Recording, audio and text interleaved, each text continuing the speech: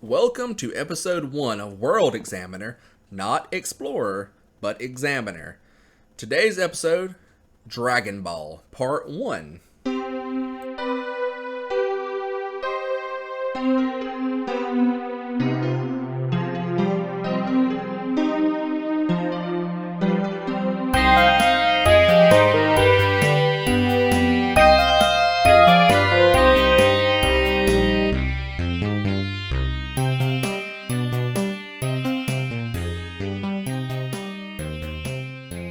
Welcome back, I'm your host Cross. I hope that everyone had a good holiday season this past December.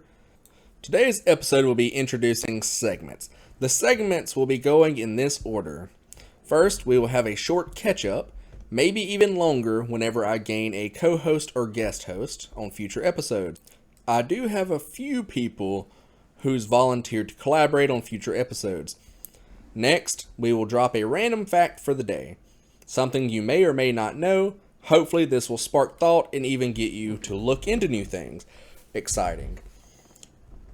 After that, we will have the Rumor Room, which will be a quick fire segment where I mention some interesting or popular rumors I found on the internet.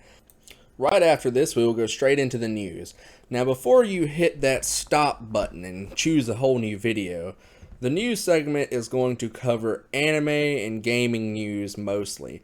I don't know if I'll ever get into covering real world news because of how divisive it can be. So just calm down. Next up after the news is the main content of the episode, which for this episode is Dragon Ball, from the very beginning to the end of the World Martial Arts Tournament. I'll then begin a short examination of what we've seen in this series so far, and then after that main content section I will dive into the noteworthy mentions and or answering community questions if there are any at the time. Once complete, we will enter into the final stretch of the episode, the ending segment where I will give some final words along with a quote of the day. With great hopes these segments will remain and do well for a long time coming.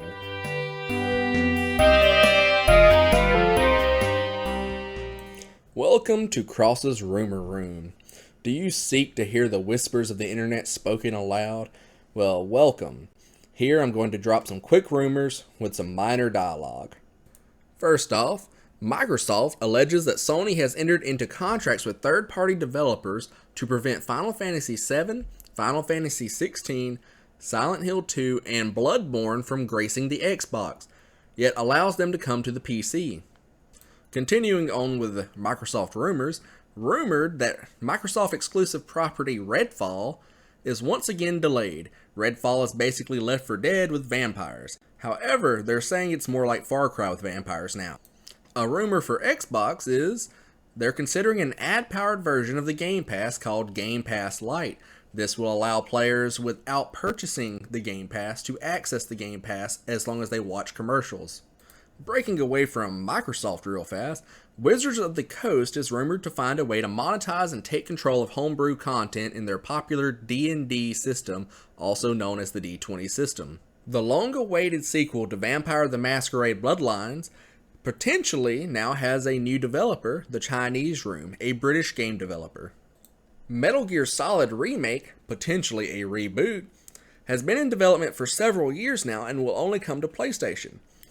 I do have an opinion on this. I believe it is possible that MGS could have a remake coming that will serve as maybe a soft reboot, and I wouldn't be surprised if it's a PS5 exclusive. As we know, Konami has allowed their IPs to enter into the hands of third-party studios once more publicly. Allegedly, Silent Hill 2 will only see a PS5 console release. Fortnite rumor. It is rumored that both Isaac Clarke and Gray Fox could grace Fortnite as upcoming skins. Finally, European regulators are rumored to be speaking with developers in the industry on just how the Microsoft acquisition of Activision Blizzard could affect the game market. This has been the Rumor Room. Remember, these are just rumors, none have been confirmed just yet, so take them all with a grain of salt, pepper, and paprika.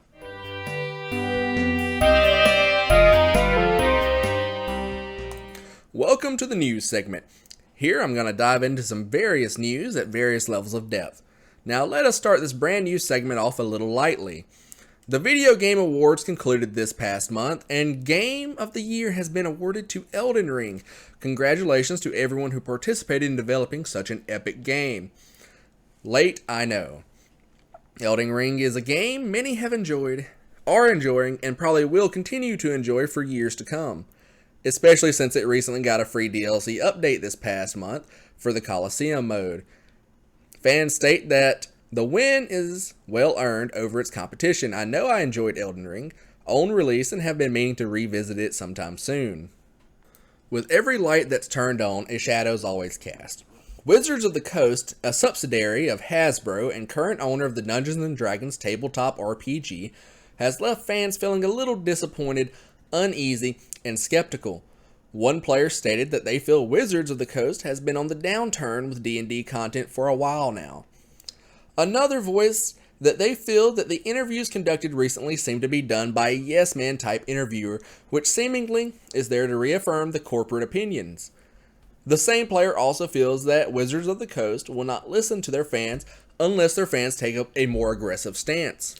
These sentiments come from the recent announcement that Wizards of the Coast has voiced their opinion on maybe monetizing their game as well, which all fans seemingly disagree with completely.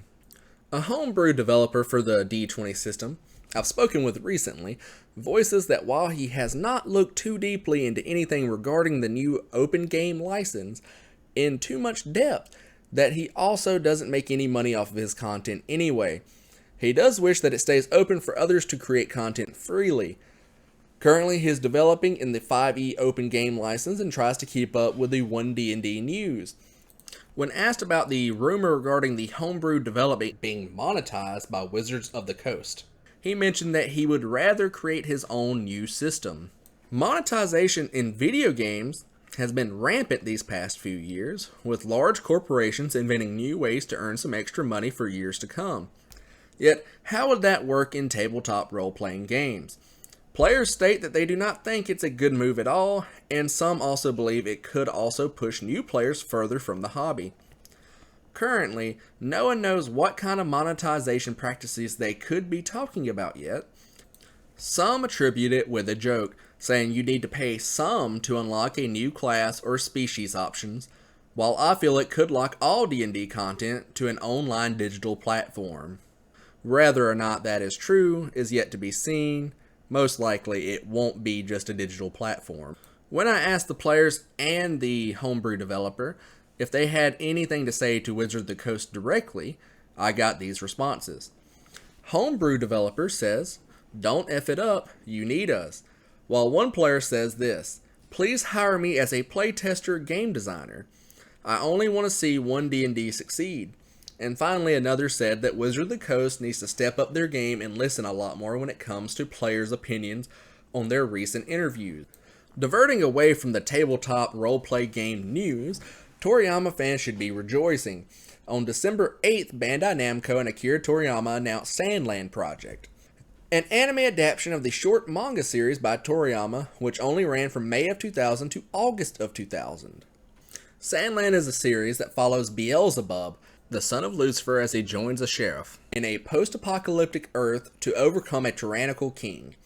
With great changes, Sandland will not be handled by Toei Animation as Dragon Ball was, and instead is handled by Sunrise, Kamikaze Douga, and Anima. While this is good news, this release, however, has caused an upheaval in the Dragon Ball community. Twitter account DBS2023-1, also known simply as DBS2023, insisted that they had information that the upcoming anime series would in fact be a Dragon Ball series. The user used their status as one of the few who correctly reported about a new DBS film, which is now known to have been the Dragon Ball Super superhero film.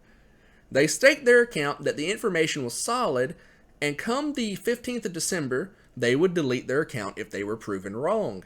Here we are now, January 9th, 2023. Their account is still up and running last I checked. This just goes to show that they are both an unreliable source and incapable of keeping their word. Larger Dragon Ball YouTubers such as Blackscape, Geekdom 101, and Unreal Ant Gaming have all taken a very harsh stance against DBS 2023 for giving the entire community false hope by insisting that the Dragon Ball anime was in fact coming. The user obviously was incorrect, and leaving the entire fanbase in an uproar against him. Continuing the trend with Dragon Ball, Chapter 88 of Dragon Ball Super finally released this past month after a 4-month hiatus. In a surprise turn, Goku and Vegeta have seemingly been usurped this arc in favor of their sons Goten and Trunks. What does this arc have in store for our new heroes? It seems that they are leaning heavily into the superhero culture for this saga, with the two being high schoolers who hide their identities from friends and family alike while fighting not just for justice, but also cleanliness? Circling back around to angry fans, it appears that it's not just the Dragon Ball fans that are upset, but also the Call of Duty fans. Apparently, they are attempting to band together in an attempted lawsuit over the Microsoft acquisition of Activision Blizzard. Fans reason that it would put too many properties into the hands of a single company and their platform. Now with some bittersweet gaming news. Capcom, the company which brings us Resident Evil, has just shut down 2 fan projects which were building a Resident Evil remake and the other which was building a Code Veronica remake. However, there is some copyright filings which tell the story that Capcom may be preparing to make a Resident Evil Director's Cut remake, potentially in the same vein of the Resident Evil remakes 2 through 4. Capcom is known to usually be very lenient to fan creations, and have mainly been known to strike down fan creations which affect current projects that they themselves are working on. The copyright filings which I have mentioned show also that they have filing to patent the Stars RPD logo/emblem. Whether this is for merchandising purposes or something else altogether is yet to be seen. However, I am indeed looking forward to them creating Resident Evil Director's Cut remake. I feel like that would be the best course of action after shutting down those fan projects. What a month December has been. Groups of fans being up in arms, new anime, the awards have been awarded to worthy games, tabletop RPGs causing controversy, and probably much more that hasn't even been discussed here. Do you have any input on the topics at hand? If you do, or any questions, please comment below. With this, I end the news for now, and we move into our main topic today, Dragon Ball.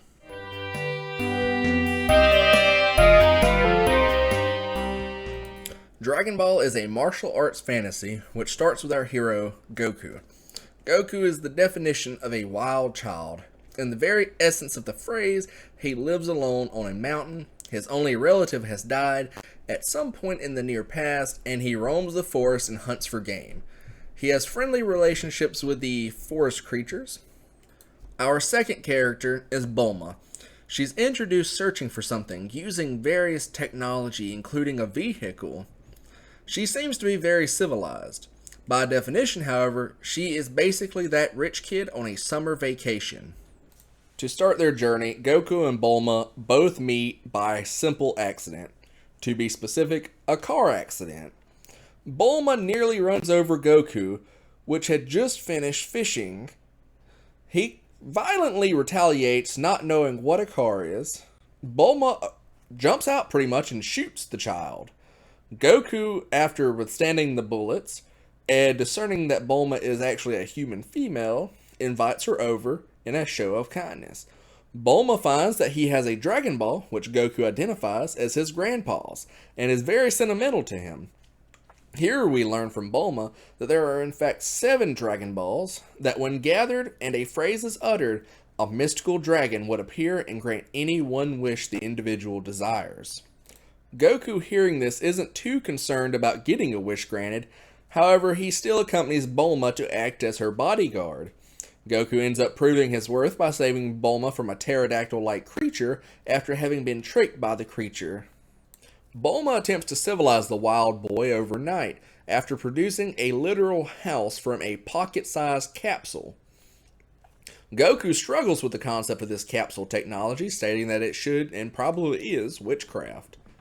Goku, being incapable of making the adjustment, however, leaves out and goes hunting for himself, catching what appears to be either a wolf or a coyote. I'm going to say it's obviously a wolf. 9 out of 10, a wolf. The next day, Goku wakes up feeling the urge to train and rushes out to crush rocks. However, one of the rocks he goes to crush turns out to be a sea turtle named Turtle. Turtle is lost and Goku plans to help, proving that Goku is a pure-hearted young boy with intent to only do good.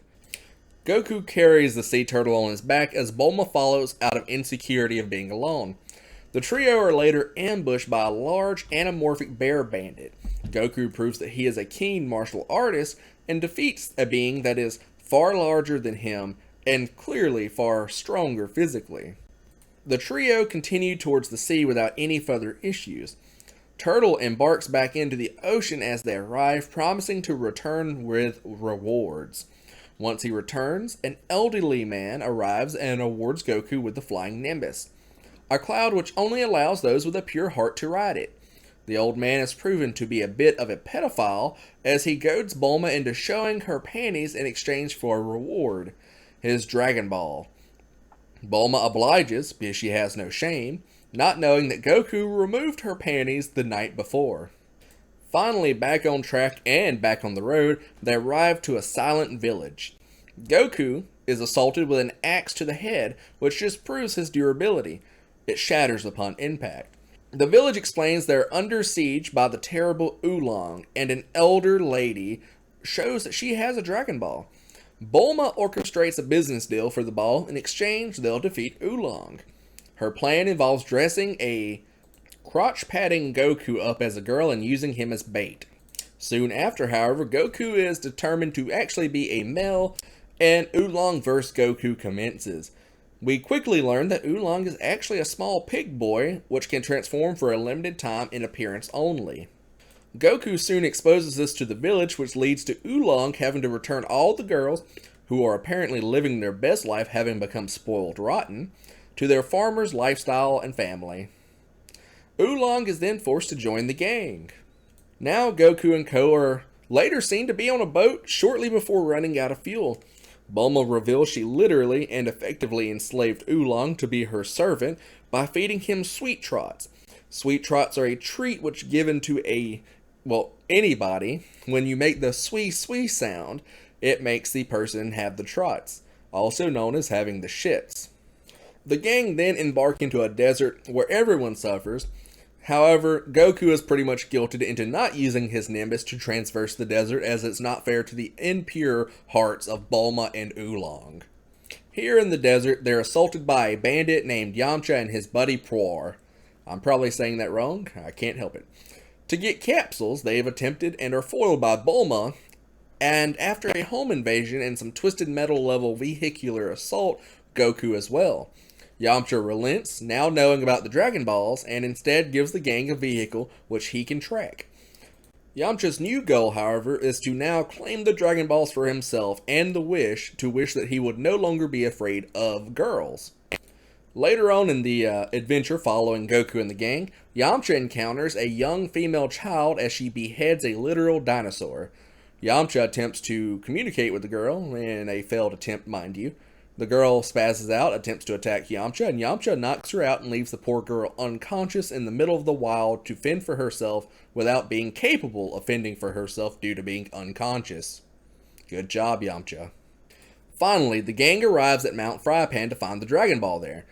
Soon, Goku attempts to infiltrate it via the Nimbus because the entire mountain is literally on fire. Ox King ensnares the rest of the gang with intent on violence.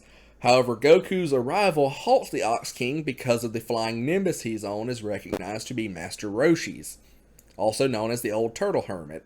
The Ox King also discerns that Goku's power pole belongs to the once rival of his and other student to Master Roshi, Grandpa Gohan, or just Gohan.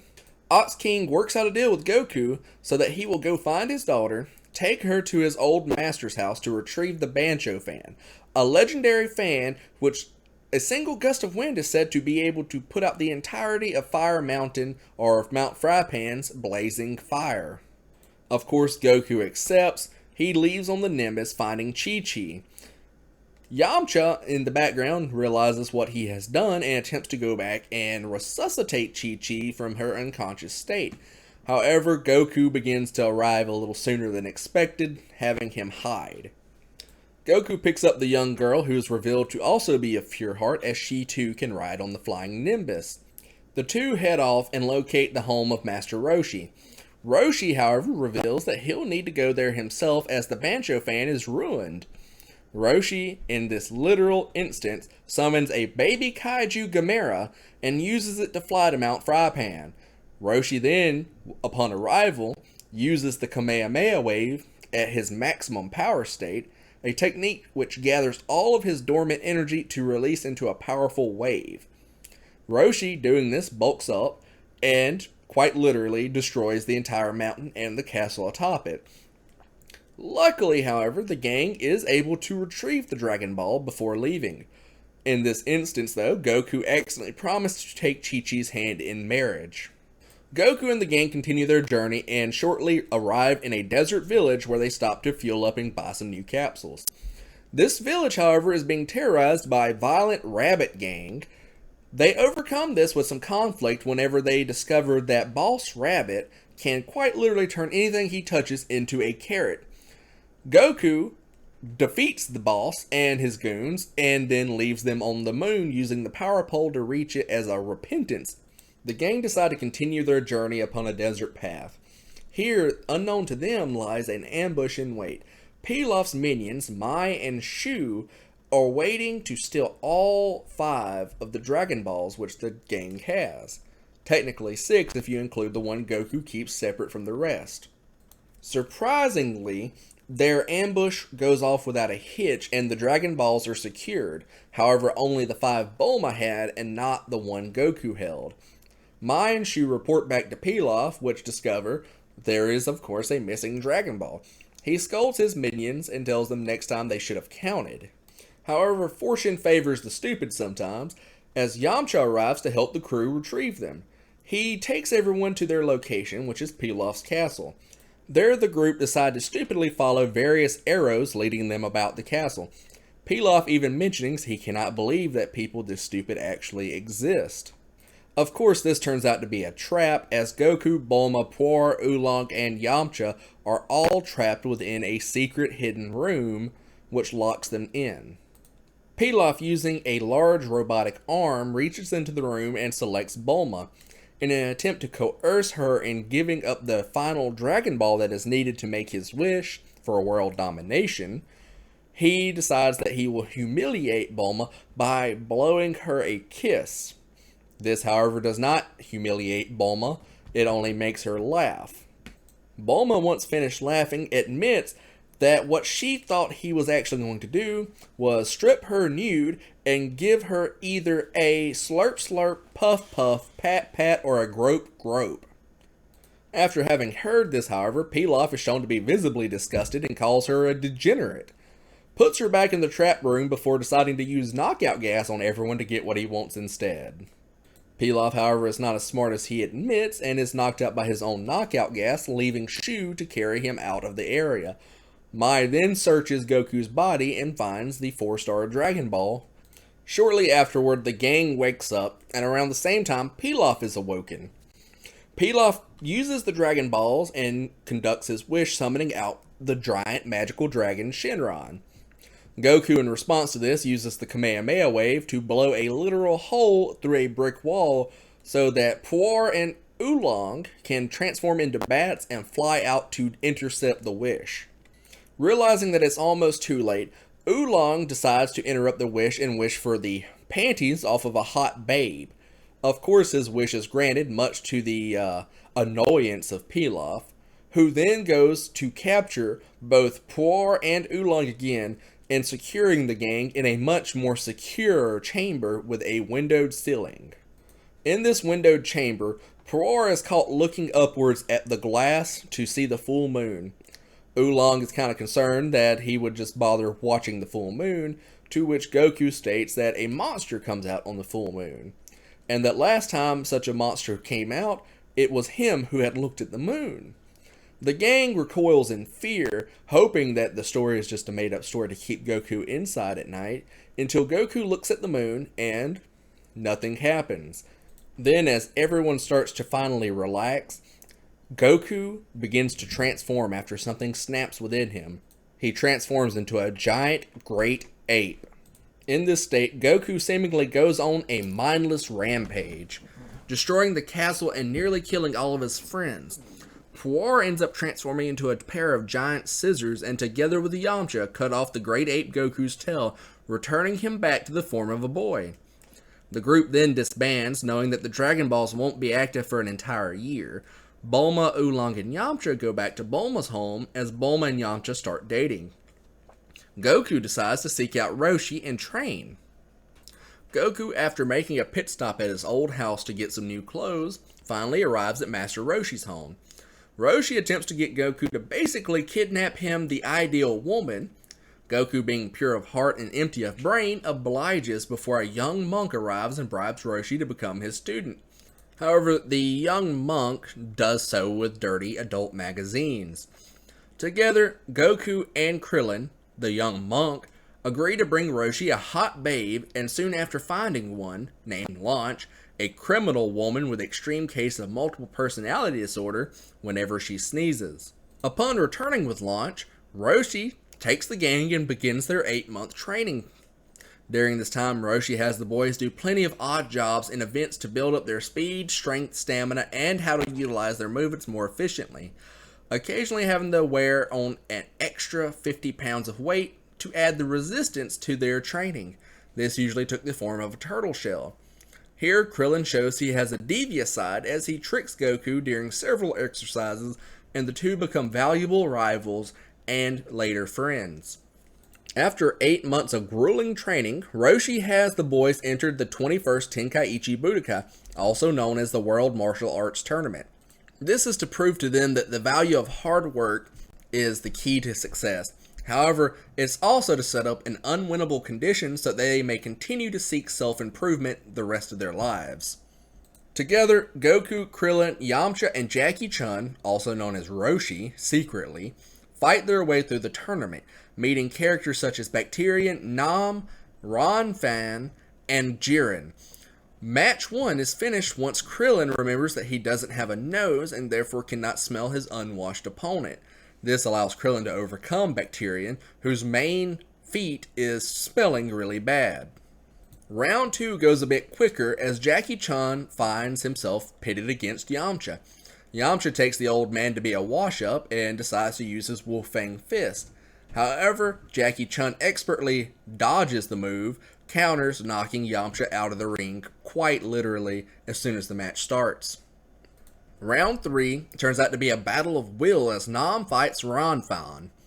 Roshi uses some kind of mind-reading ability to see Nam's goals and discerns that he's a very serious man with a very serious goal. Ranfan, however, decides to deceive Nam and even strips to gain an upper hand against her male opponent, though Nam ignores this and closes his eyes to strike with one blow. Roshi, however, is quick to jump in to inspect the unconscious woman's body as she is basically naked and is perceived to in fact be a doctor. Round 4 begins with Goku against Jiren. Jiren is a large pterodactyl-like dinosaur-type creature. He also uses dirty tricks to hit Goku into the wall. Goku fights back before getting immobilized by Jiren's lasso and gum. Goku avoids a ring out, however, by the flying Nimbus, which he thought was okay because Jiren used his own wings to fly back into the ring. The referee rules that it's a one-time only exception and things return to looking grim. However, as Goku's about to get knocked right back out of the ring, his tail regrows, allowing him to latch onto the opponent's arm and avoid the ring out. This apparently gives him a power boost as he stands up, breaks himself out of the lasso and gum, and just smashes the nearby wall.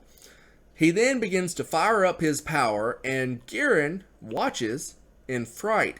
He quickly decides to surrender and end the fight.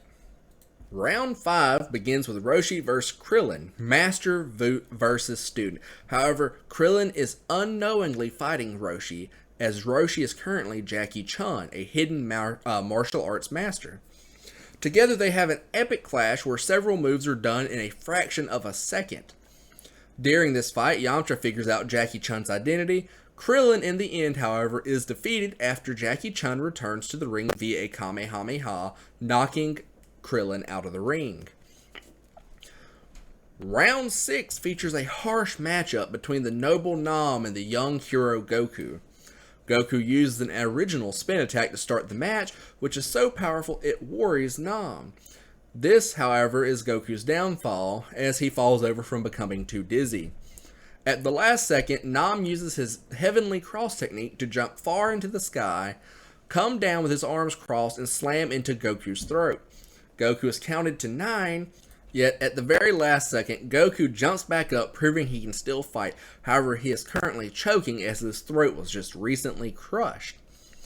Goku is pretty pissed off at this, and as Nam quickly jumps back up for a second Heavenly Cross technique, Goku jumps up over him, even higher than him, exceeding Nam's height.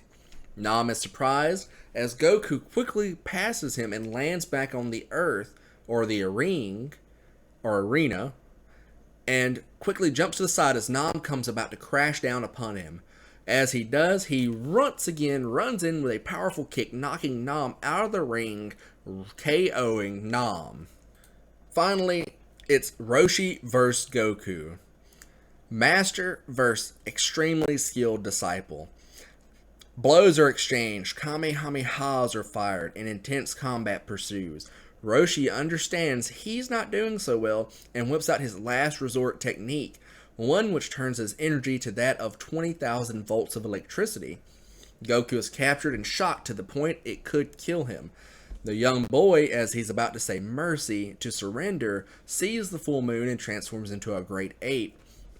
Goku breaks the technique and begins his rampage, destroying the arena and everything around him, leaving Roshi to use a Kamehameha to destroy the moon? Roshi, apparently not wanting to doom Goku to death, destroys the moon instead, after having overheard Yamcha mention it as the cause of the transformation. Having the moon destroyed apparently didn't knock out Goku this time, which allows him to fight longer. After a longer battle has endured, which concludes in a double knockout, and Jackie Chun narrowly declaring himself the winner as per the rules, they all go out to celebrate.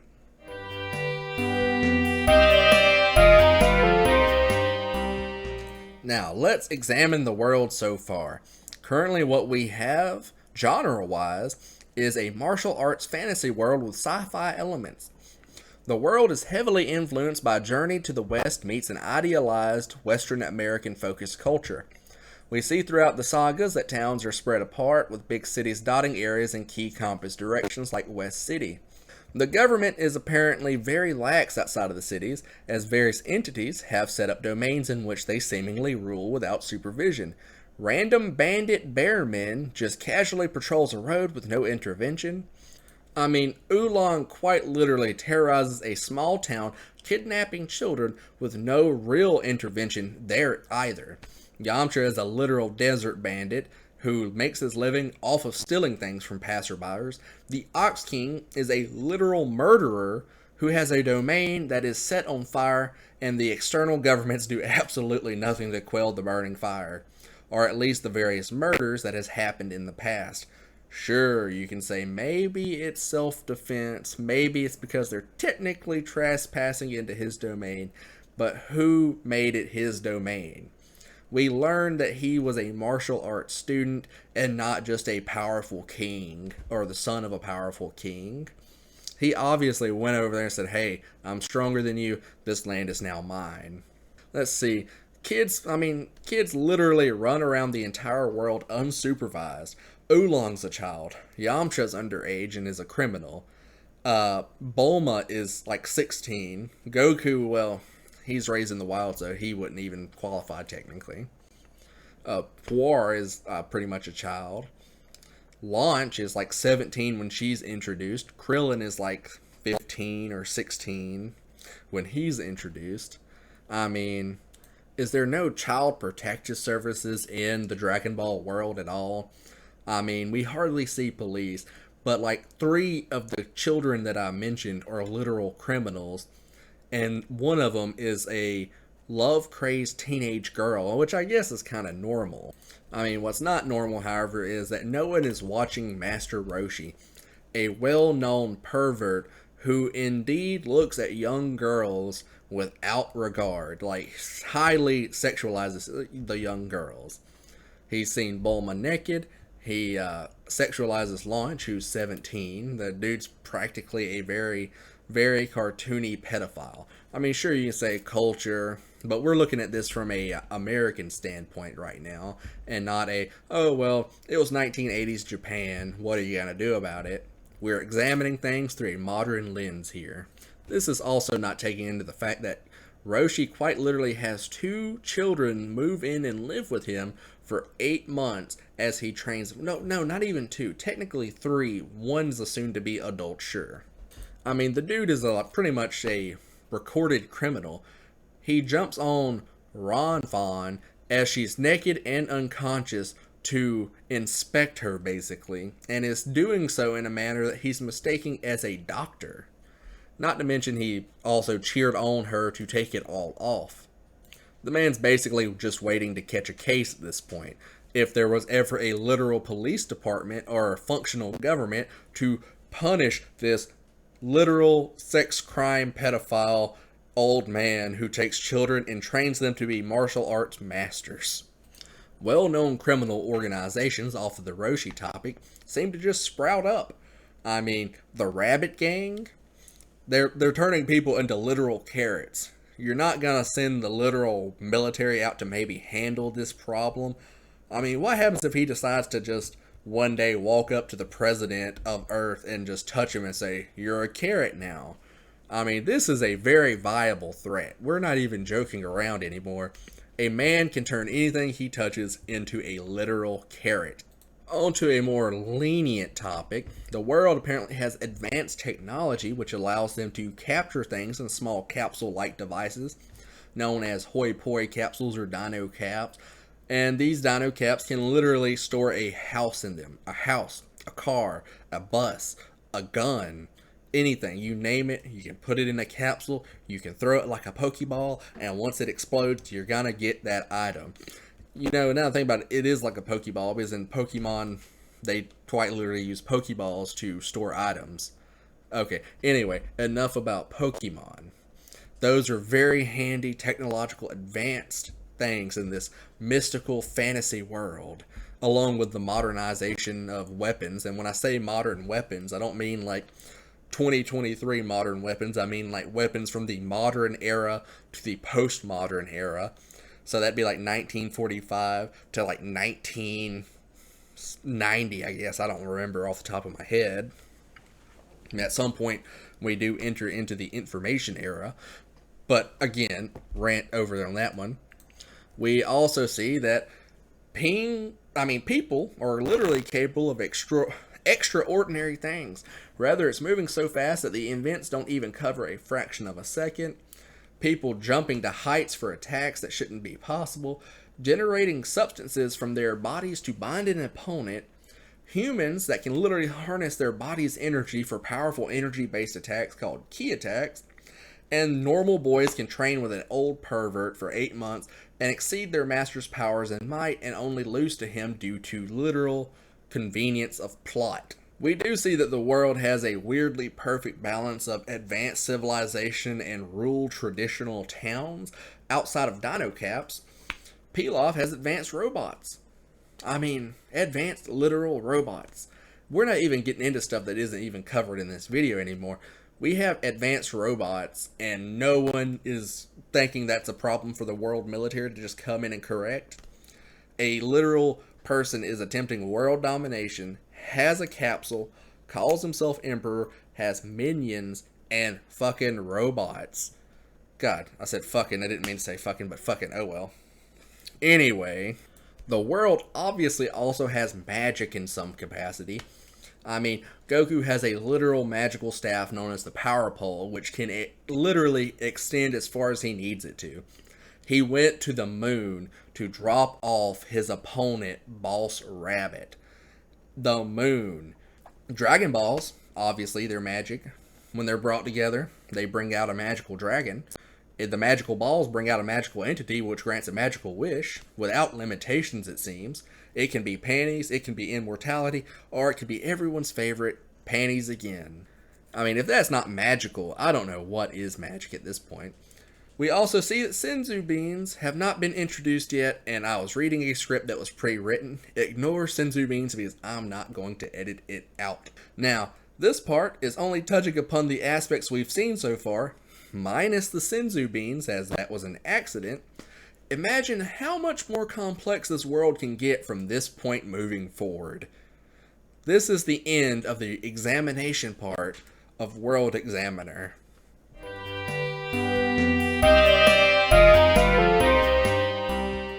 Now it's time for some notable mentions.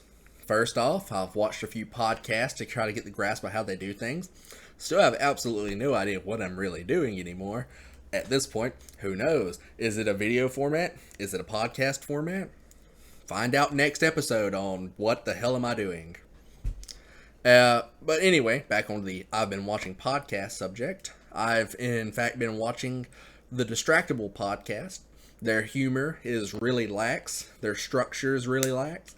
It kind of made me warm up more to the idea of continuing making content in any manner.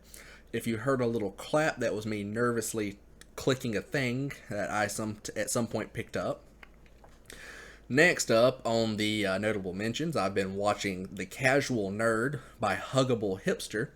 Her content's always a good watch to me. Very to the point usually. They only last about 10 minutes an episode normally, so I was able to transfer several of her videos quickly. I enjoy them.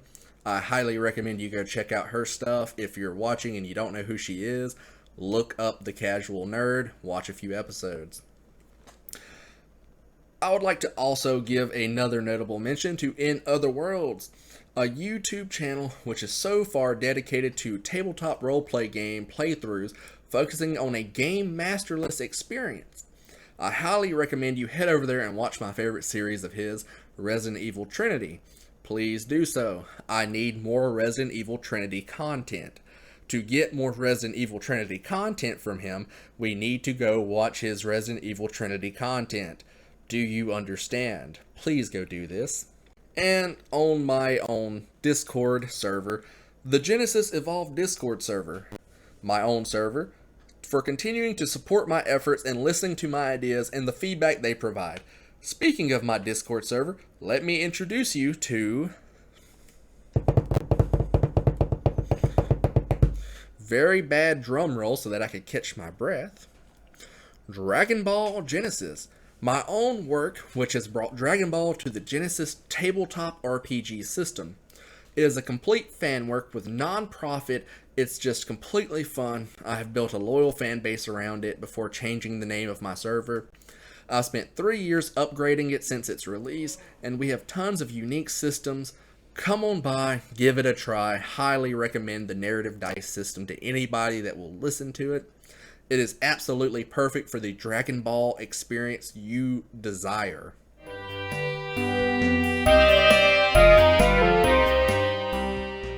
Now let us end this video. I really appreciate you for listening this far in, and it would be epic of you if you could just hit the like button, turn on notifications, subscribe if you haven't already subscribed. If the content was bearable enough for you to make it this far in, consider subjecting your nearest friends to my content too. If you have any suggestions on future topics, please comment below, along with any questions you may have which pertain to the content of this video. This is Cross, your World Examiner, signing off with an inspirational quote. Be strong enough to stand alone, smart enough to know when you need help, and brave enough to ask for it. Some random sign I found on the internet. Thank you for listening. Good night. Or good day. Whatever time it is, good something.